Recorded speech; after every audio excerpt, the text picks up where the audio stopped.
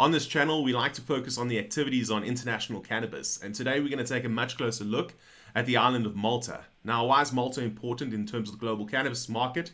Well, it's part of the European zone, which means a lot of companies looking to enter the region make use of a place like Malta to be able to do co-packing, do some potential extraction services for their cannabis to enter the broader European market.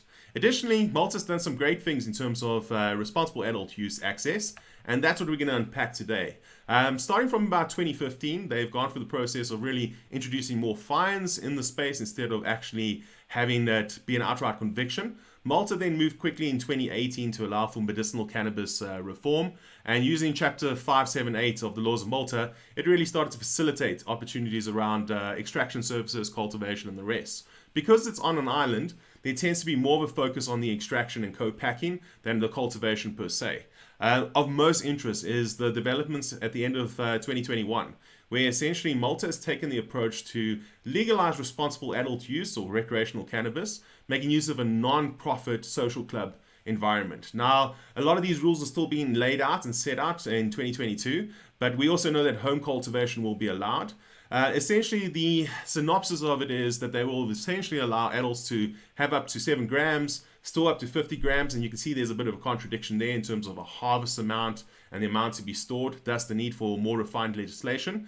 They have agreed to let households grow up to 4 plants. A lot of people out there are not an advocate of plant counting, but it is reform considering it's the EU zone.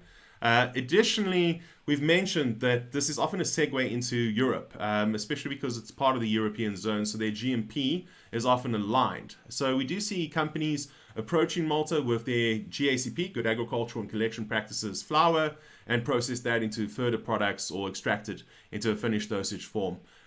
We've known that Malta Enterprise, which is a bit of a promotional body in Malta, has been quite active over the last few years promoting Malta in the region, especially when it comes to cannabis reform.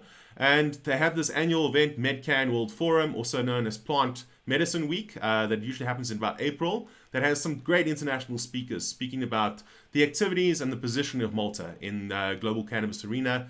We know that there are some big players in the region. Materia has been active there, Olvit, Pharma MT, Panaxia. So these are companies that are obviously aiming and have EU-GMP licenses for packing or extraction, and then look to offer those products into a more developed consumer-based market. We know from the INCB, the International Narcotic Control Board estimates, that they sit on about a 3.6 ton estimate for handling on cannabis. So clearly, Malta's planning to be active in the space, and that estimate is more than even South Africa, who have 60 licenses for cultivation.